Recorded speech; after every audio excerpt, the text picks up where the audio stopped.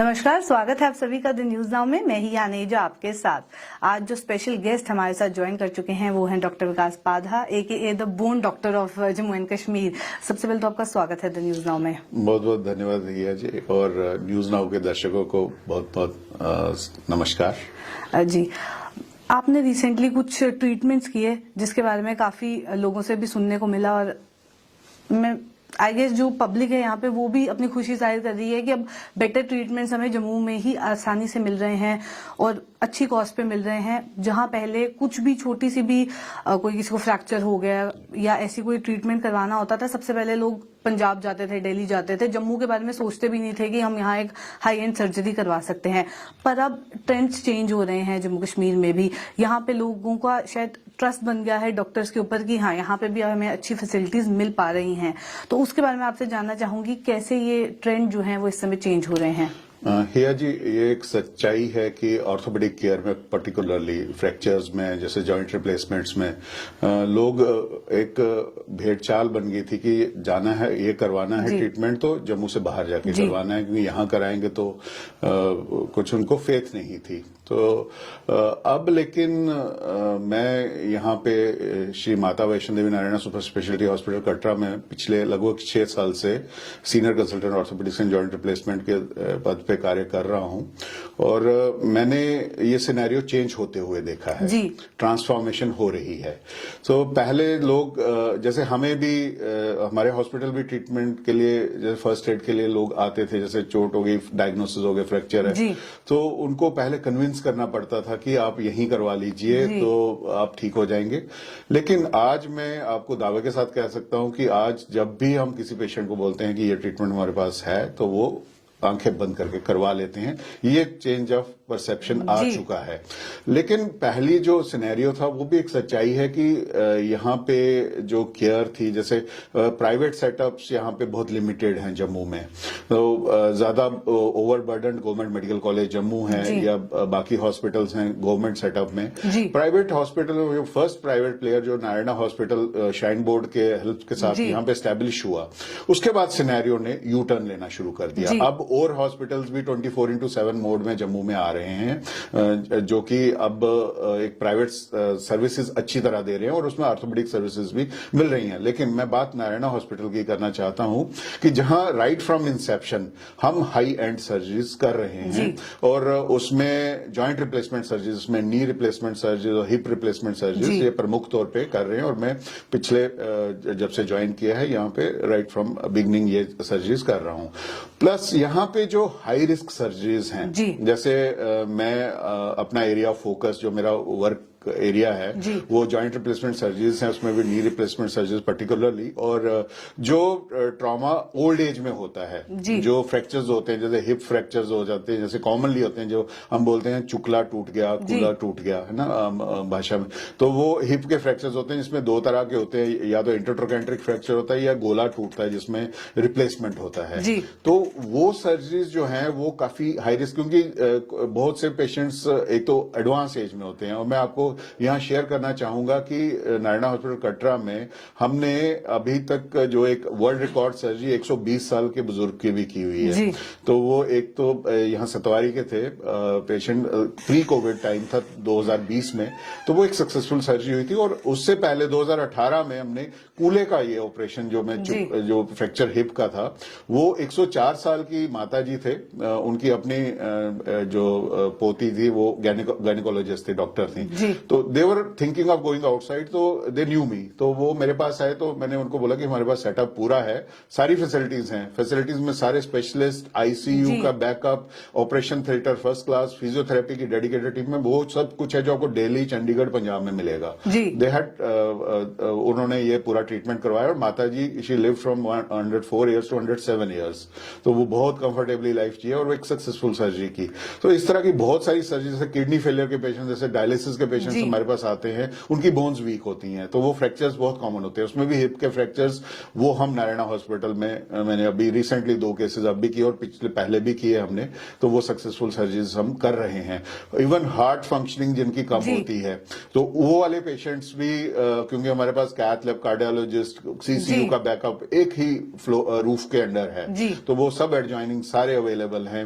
Even cardiac anaesthesia में भी जी। Super speciality होती है, कार्डिक एनेस्थीसिया, जी। वो स्पेशलिस्ट भी हमारे पास हैं। तो वो पूरी टीम होने के कारण हम भी एक कहते हैं कि हिम्मत जुटा लेते हैं जी। ऐसे केसेस को टेकअप करने की, और इनको हम पूरी तरह निभाने की कोशिश करते हैं, और मोस्टली बाय ग्रेस ऑफ माता वैष्णो देवी हम सक्सेसफुल रहते हैं। और ये क्योंकि ऐसी चीजें जोखिम भरी सर्जरीज जब जी, बिल्कुल। करना शुरू हो जाते हैं, तो रूटीन सर्जरीज अंडरस्टूड, पब्लिक में एक मैसेज चला जाता है कि जो रूटीन सर्जरीज है वो भी अच्छे से हो जी। रही हैं। और बहुत अच्छी बात है कि क्योंकि देखिए बाहर जाके ट्रीटमेंट कराना बहुत प्रॉब्लमेटिक है। जी। एक तो खर्चा आपका कई गुना बढ़ जाता है, जी, जी। जान पहचान आपकी कहीं नहीं होती, तो इवन फॉलो अप के लिए आपको जाना, और कोई प्रॉब्लम बन जाए तो बहुत प्रॉब्लम हो जाती है। उसमें आपकी जो ट्रीटमेंट का एक कॉस्ट तो फाइनेंशियल है ही है, लेकिन जो एक मेंटल एगनी है वो कई गुना बढ़ जाती है। तो इसमें मैं यही एग्जांपल बोलूंगा कि अगर आपको प्यास लगी और नदी घर के पास है और अच्छी क्वालिटी का पानी मिल रहा है, तो आप वही पानी लेने अगर 400 किलोमीटर दूर नदी में जाएं तो वो समझदारी नहीं है। पहले सिनेरियो और था, पहले हमारे पास प्राइवेट सेटअप कम थे, गवर्नमेंट सेटअप में भी बहुत ज्यादा फैसिलिटीज नहीं थी, लेकिन अब चीजें इवॉल्व हो रही हैं। मेडिकल कॉलेज जम्मू भी अब एफिशिएंटली काम करना शुरू हो गया है, टीम्स बन रही हैं।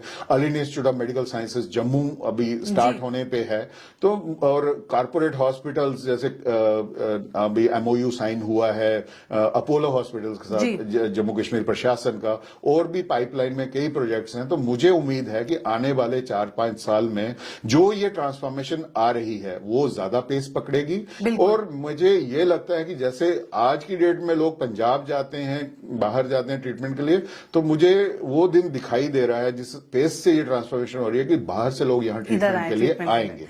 बिल्कुल, यहाँ पे अगर इतनी फैसिलिटीज अवेलेबल हैं तो हमारी भी यही कोशिश रहती है कि हम भी अपने व्यूअर्स तक इन्फॉर्मेशन पहुंचाएं कि उन्हें बाहर ना जाना पड़े, क्योंकि एक तो ट्रैवल कॉस्ट उनकी बढ़ जाती है। देन आपने जिस तरीके से मेंशन किया कि प्राइवेट हॉस्पिटल्स वो ज्यादा प्रेफर करते हैं, वही मैं आपसे जानना चाहूंगी प्राइवेट हॉस्पिटल्स से अगर कंपेयर किया जाए तो कॉस्ट को लेके कहीं ना कहीं काफी लोग ऐसे होते हैं जो अफोर्ड नहीं कर पाते, पर आयुष्मान भारत स्कीम के तहत बहुत लोगों को फायदा हुआ है।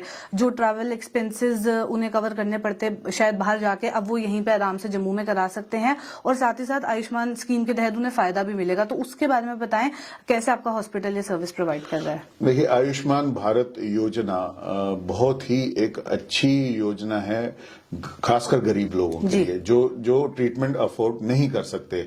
आजकल ट्रीटमेंट जो है आप सरकारी में भी, जैसे ऑर्थोपेडिक सर्जरीज हैं, तो हमें जो इम्प्लांट यूज करना पड़ता है तो वो खरीद के लाना पड़ता था पेशेंट को, तो वो भी कॉस्टली होता था। लेकिन इस स्कीम के तहत, और लकीली जम्मू कश्मीर में ये यूनिवर्सल कवरेज है, इररेस्पेक्टिव ऑफ फाइनेंशियल स्टेटस, कोई भी इसको अवेल कर सकता है। तो यहाँ के हर सिटीजन को ये बेनिफिट अवेलेबल है। और हमारा हॉस्पिटल नारायणा हॉस्पिटल कटरा यहाँ ये इसमें इस स्कीम में एम्पैनल्ड है। तो मैं ऑर्थोपेडिक सर्जरीज में इसमें बात अपनी लिमिटेड रखूंगा, क्योंकि जो फ्रैक्चर का ट्रीटमेंट है, जैसे हिप फ्रैक्चर हो गया, या टांग का फ्रैक्चर है, कूल्हे का फ्रैक्चर है, कहीं का भी जो है, इम्प्लांट प्लस सर्जरी की कॉस्ट एक प्राइवेट हॉस्पिटल में जीरो है। आपको कोई खर्चा करने की जरूरत नहीं, आपको सिर्फ आयुष्मान कार्ड लेके आना है।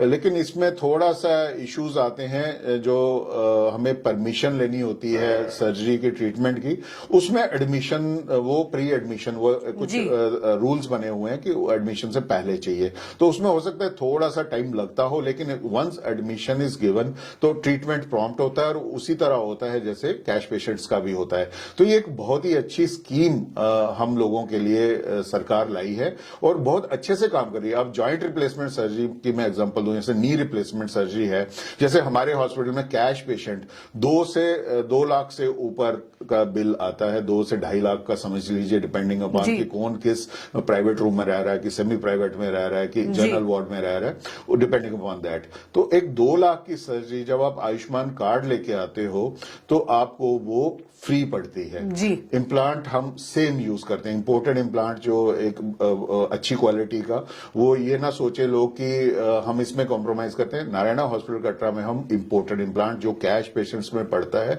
वही यूज करते हैं, क्योंकि हमारे लिए देखिए एज ए डॉक्टर कोई डिफरेंस नहीं है पेशेंट केयर में, हमारे लिए सब बराबर हैं, चाहे वो स्कीम का पेशेंट है, चाहे वो आयुष्मान भारत का है, चाहे वो कैश पेइंग पेशेंट है या इंश्योरेंस का पेशेंट है। तो हमारे लिए एज ए डॉक्टर हम सेम ट्रीटमेंट देते हैं और इस योजना में भी सेम ट्रीटमेंट ही मिलता है। तो आप सिर्फ अपना कार्ड लेके आए और अपना जो आपका आधार कार्ड और बाकी जो फॉर्मेलिटीज है, अगर आपके पास वो बना हुआ है और पेशेंट का नाम है तो उसमें आपका इलाज मुफ्त होगा, आपको कोई कॉस्ट देने की जरूरत नहीं है। और ये अनहर्ड है। जब मैंने कॉर्पोरेट सेक्टर, मैंने भी थोड़ी देर सरकारी नौकरी की थी, तो जब मैंने छोड़ी थी तो मुझे एक दुख था कि मैं शायद अब अगर प्राइवेट सेक्टर में गया तो गरीब आदमी का इलाज नहीं कर पाऊंगा। तो मुझे ये एक दुख था। लेकिन जब से ये स्कीम आई है, पुअर बैकग्राउंड के लोग जो 2 लाख की सर्जरी कभी लाइफ में नहीं करा सकते, नी रिप्लेसमेंट ऐसे ऐसे घरों के लोगों की है और दूर दराज एरियाज के, पुंछ के, बनी के पेशेंट मेरे पास आए, गांव के दूर दराज के, जिनके पास ढंग से पहनने के लिए कपड़े तक नहीं थे, उन लोगों ने 2-2 लाख की सर्जरी नी रिप्लेसमेंट की, जिनका टेढ़े हो चुके थे घुटने, चल नहीं पाते थे, वो आज की डेट में चल रहे हैं बिकॉज ऑफ दिस स्कीम। तो ये बहुत अच्छी स्कीम है और इसका फायदा मुझे लगता है कि उठाने की जरूरत है। और जिस लोगों के मन में अभी भी है कि शायद हमें पूरा फायदा नहीं मिलता है, नहीं, वो मन से निकाल दें, वही ट्रीटमेंट जो क्वालिटी ट्रीटमेंट बाकी कैटेगरीज में मिलता है आपको भी मिलेगा। तो ये एक। और दूसरा जो नी रिप्लेसमेंट खास करके जैसे एक साइड की करते हैं और फिर हम दूसरी, वो भी हम एक कैलेंडर ईयर में कर सकते हैं। जैसे लोगों को लगता है कि शायद वो 5 लाख का जो एक बार है वो उसमें नहीं कर पाते, नहीं, इसमें दोनों रिप्लेसमेंट्स 1 by 1 होती हैं और वो आप आराम से करवा सकते हो at the interval of 1 or 2 months। वो हम रेगुलरली कर रहे हैं। लोग पहले एक चेंज करवाते हैं, फिर दूसरा करवाते हैं और बिल्कुल सक्सेसफुल आराम से चल भी रहे हैं। जी, ये तो बात रही आयुष्मान स्कीम की। नी रिप्लेसमेंट सर्जरी के बारे में भी मैं चाहूंगी आप व्यूअर्स को हमारा थोड़ा गाइड करें, क्योंकि मिसकंसेप्शंस बहुत हैं कि नी रिप्लेसमेंट सर्जरी हो गई तो उसके बाद अब कुछ ऐसी डे टू डे एक्टिविटीज हैं जो आप नहीं कर पाएंगे, या फिर ये सिर्फ बच्चों में हो सकती है, एडल्ट्स में नहीं हो सकती है, एडल्ट्स में हो सकती है, बच्चों में नहीं हो सकती। ऐसे बहुत मिसकंसेप्शंस देखने को मिलते हैं, मैं चाहूंगी आप वो क्लियर करें। देखिए, जो नी रिप्लेसमेंट है, ये पहली बात ये है कि एक ये टर्म जो है ना रिप्लेसमेंट, ये सुन के थोड़ा सा डर लगता है कि पता नहीं एक घुटना निकालते हैं और दूसरा डालते हैं। देखिए, ये मिसनंबर है।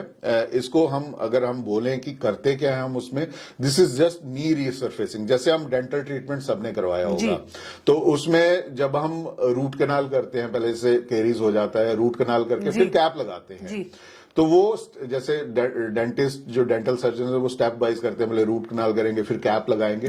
तो इसमें समझ लीजिए कि हम हड्डियों में जो नी जॉइंट की हड्डियां हैं उनका भी रूट कनाल और कैप एक ही बार में लगा रहे हैं, जस्ट रीसरफेसिंग। उतनी सी चीज है, ये कोई बहुत बड़ी सर्जरी पहले पुराने जमाने समझी जाती थी कि बहुत कॉम्प्लिकेटेड, बहुत ये नहीं, ये बहुत ही सिंपल सर्जरी है। इसमें जस्ट हमको जो हड्डियों का पोर्शन गिल चुका है, क्योंकि this is done in and stage this disease जो होती है ना हमारी ऑस्टियोआर्थराइटिस, एंड स्टेज आर्थराइटिस, जिसमें नी जॉइंट डैमेज हो चुका होता है। जब नी जॉइंट डैमेज हो जाता है तो उसमें क्या होता है कि नी जॉइंट में बहुत ज्यादा पेन होती है, आपको पेन किलर्स ऑलमोस्ट खाने की जरूरत लगती है, आप चल नहीं पाते हो, आप जैसे ये कमरे में भी घूमना, अपनी डे टू डे एक्टिविटीज करना भी मुश्किल हो जाता है और आपकी टांगे टेढ़ी हो जाती हैं। ये यूजुअली ओल्ड एज में कॉमन है, क्योंकि एज के साथ जोड़ घिसता है, कार्टिलेज होती है वो घिस जाती है, तो उससे ये स्ट्रक्चर्स जो है टेढ़े हो जाते हैं और जैसे डक लाइक गेट करके लोग ऐसे करके चलना शुरू हो जाते हैं। तो वो स्टेज होती है जब ये करनी होती है। दूसरा, यंग पर्सन में भी ये कई बार हमारे नी जॉइंट डैमेज होते हैं, जिनमें रोमेटॉइड आर्थराइटिस, जो गठिया आपने सुना हो, अगर वो बहुत ज्यादा किसी ने टाइमली ट्रीटमेंट नहीं हुआ हो और डायग्नोसिस नहीं हुआ तो वो जॉइंट को डैमेज कर देता है, या कई बार चोट के बाद भी जॉइंट को इतना डैमेज पहुंच जाता है कि जॉइंट घिस जाता है। तो उसमें यंग एज में भी ये करना पड़ता है।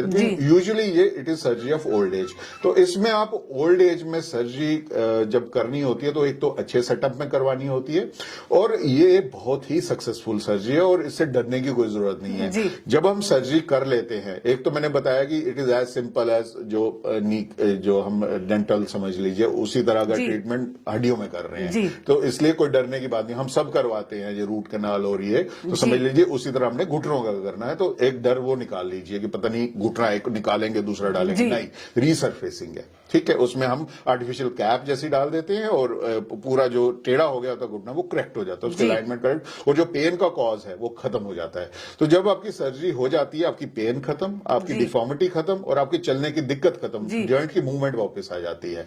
ये बहुत फायदे वाला है। और दूसरा जो ट्रीटमेंट का हमें जो मिसकंसेप्शन है कि पता नहीं कितना हमें रेस्ट करना पड़ता है। जिस दिन मैं जैसे आज नी रिप्लेसमेंट करके आज भी मैंने की है, तो आज पेशेंट रेस्ट करेगा क्योंकि एनेस्थीसिया के इफेक्ट में है। कल सुबह हम उनको खड़ा करेंगे, उनकी एक्सरसाइज शुरू कर देंगे, और अगर पेशेंट कोऑपरेटिव हो, पेन कम फील कर रहा हो, तो उसको हम वॉकर के साथ चला देंगे। कोई रेस्ट नहीं करनी पड़ती, just a day of rest. जब आपने आज सर्जरी की है तो उस दिन लेटना है, अगले दिन आपने चलना है, उसके अलावा कोई रेस्ट नहीं। आपकी फिजियोथेरेपी डे 1 से शुरू हो जाती है और वो ऑलमोस्ट 15-20 दिन या एक महीना आप कंटिन्यू कर सकते हैं, डिपेंडिंग अपॉन आपको कितना कंफर्ट है उसका। तो ये आपको कोई डरने की जरूरत नहीं कि 6-6 महीने बेड पे रहना पड़ता है, घुटना मुड़ता है, घुटना बराबर मुड़ता है, क्योंकि जब जॉइंट की जो कॉज ही खत्म कर देते हैं हम, जो घिसा हुआ पोर्शन ही निकाल देते हैं, तो मूवमेंट वापस आ जाती है, पेन खत्म हो जाती है, टेढ़ापन खत्म हो जाता है, चलने की दिक्कत खत्म हो जाती है। तो ये दिमाग में कोई रखने की जरूरत नहीं। और देखिए जो कुछ चंद केस, क्योंकि इसमें पेशेंट की सिलेक्शन, जो केस सिलेक्शन बहुत इंपॉर्टेंट है, इसमें उसी पेशेंट को करना चाहिए जिसका एंड स्टेज आर्थराइटिस है और जिनको सिर्फ नी जॉइंट की प्रॉब्लम है। अब आप बोले किसी के मसल्स काम नहीं कर रहे, नर्वस सिस्टम की प्रॉब्लम है, बाकी 4 प्रॉब्लम्स और रेस्ट्रिक्टेड है और वो चलते फिरते उसके कारण नहीं है, तो उनमें नी रिप्लेसमेंट करने का फायदा नहीं है। कुछ लोग उस तरह के करवा लेते हैं और फिर बोलते हैं हम चले नहीं, जैसे अटल बिहारी वाजपेयी जी का एग्जाम्पल दिया था, उनको और मल्टीपल इश्यूज थे। तो ऐसा, क्योंकि एप्पल्स और ऑरेंजेस को कंपेयर नहीं करना चाहिए। जो फिट पेशेंट है, जिसको सिर्फ नी की प्रॉब्लम और नी रिप्लेसमेंट करा के वो चल पड़ते हैं, वो हमेशा इसका सक्सेस, जो इसका जो रिजल्ट होता है सक्सेसफुल, उनको मिलता ही मिलता है। तो लोगों को ये मिसकंसेप्शंस रहती हैं कि नी रिप्लेसमेंट करने के बाद शायद घुटना मुड़ता नहीं है, चला नहीं जाता है, और जो कि बहुत मुश्किल हो जाती है। लेकिन देखिए, हर प्रोसीजर या सर्जरी के साथ कुछ कॉम्प्लिकेशंस भी एसोसिएटेड होती हैं। जैसे कुछ लोगों की अगर इम्यूनिटी कम हो, कुछ डायबिटिक पेशेंट्स होते हैं जिनकी इन्फेक्शन कभी कभी रेयरली हो जाता है, तो वो उसी तरह मैं बोलूंगा कि जैसे हम गाड़ियां चलाते हैं, ट्रैफिक में हैं, तो अनटुवर्ड एक्सीडेंट्स हो जाते हैं। तो मेडिकल एक्सीडेंट्स जिनको हम कॉम्प्लिकेशंस बोलते हैं, वो the rate is mentioned in the literature also, in the books also, वो चीज रेयरली होती हैं। लेकिन अब जैसे गाड़ियों के एक्सीडेंट के डर से आप गाड़ी नहीं चलाना बंद नहीं करते हो, तो इसी तरह मैं कहना चाहूंगा कि इन जो रेयर कॉम्प्लिकेशंस होते हैं उनके डर से आप ये नहीं कह सकते कि मैं सर्जरी नहीं करवाऊंगा या नहीं करवाऊंगी, क्योंकि मोस्टली लोग जो है वो कुछ रेयर कॉम्प्लिकेशन हुई होती है, उसको, जैसे क्योंकि नेगेटिव चीज जल्दी फैलती है तो पॉजिटिव चीजें नहीं इतनी ट्रैवल करती। तो यही चीज नी रिप्लेसमेंट सर्जरीज के साथ है, फ्रैंकली स्पीकिंग। तो जो कभी किसी के साथ कुछ खराब हो गया होता है तो वो हमेशा शेयर किया जाता है, और आजकल सोशल मीडिया का युग है, तो वो चीजें, नेगेटिव चीजें ज्यादा वायरल होती है, आपने भी नोटिस किया होगा, तो अच्छी चीजें कम होती है। तो इसलिए मैं यही बताना चाहूंगा कि ये ऐसा नहीं है। जो थोड़ी बहुत कॉम्प्लिकेशन होती है, कॉम्प्लिकेशन संभल भी जाती है। कॉम्प्लिकेशन कभी हो भी जाए तो उसका भी ट्रीटमेंट अवेलेबल है। इन्फेक्शन है तो इन्फेक्शन का भी ट्रीटमेंट किया जाता है, कोई और इश्यू आता है तो उसका भी ट्रीटमेंट किया जाता है। तो इसलिए कॉम्प्लिकेशन के डर से आप बोलो कि मैं सर्जरी नहीं करूं, क्योंकि कुछ पेशेंट्स हमने देखे, मैं रिसेंटली 3-4 महीने पहले मैंने एक पेशेंट देखा जो 5 साल पहले हॉस्पिटल में एडमिट थे सर्जरी कराने के लिए बाहर दिल्ली में, लेकिन उनको डर था, वो पहले दिन भाग आए। 5 साल वो दर्द में रहे, फिर 5 साल बाद यहाँ सर्जरी करवाई उन्होंने। तो मैंने उनको पूछा आपको क्या भागना चाहिए था उस दिन? उन्होंने बोला नहीं, वो मेरी जिंदगी की सबसे बड़ी गलती थी।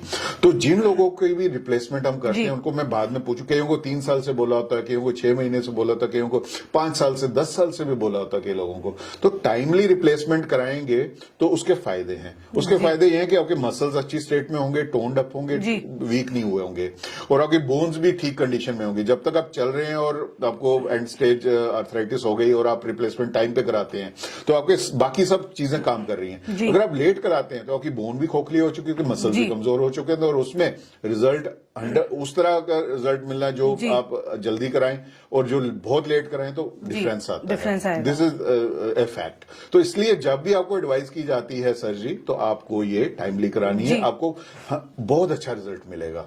लेट कराने में आपको नुकसान है, मेहनत भी ज्यादा है, हमारी सर्जरी करने की भी थोड़ी वो उसमें ज्यादा मुश्किल होता है, लेकिन रिजल्ट भी फिर उसी हिसाब से मिलता है। इसलिए मेरा मैसेज यही है कि अगर आपको जरूरत है, आपको पूरा क्राइटेरिया है कि आपको रिप्लेसमेंट करनी है, गो फॉर इट। कोई डरने की जरूरत नहीं है। This is most common surgery being done in the world today. वो इसलिए कॉमन है क्योंकि सक्सेसफुल है, और अब बड़े बड़े सेंटर और उसी टेक्नोलॉजी से हम जम्मू में भी करते हैं जिस टेक्नोलॉजी से बाहर होता है। तो इसलिए no need to go outside. आप वोकल फॉर लोकल की बात होती है तो आप यहीं पे अपने डॉक्टर से करवाएं और निश्चिंत होकर कराएं, और आपकी बहुत सारी प्रॉब्लम्स जो है वो सॉल्व हो जाएंगी। और आयुष्मान भारत कार्ड है आपके पास तो फाइनेंशियल बर्डन भी सरकार आपका उठा रही है, तो इससे अच्छा सुनहरी मौका आपको अपने घुटने ठीक करने का कभी नहीं मिलेगा। मैं चाहूंगी आखिर में कुछ टिप्स एंड ट्रिक्स आप दें कि बोन हेल्थ को कैसे अच्छा रखा जाए, और कोई एक पर्टिकुलर एज है जिसके बाद आप फ्रीक्वेंट चेकअप्स के लिए डॉक्टर पास जाए, सो दैट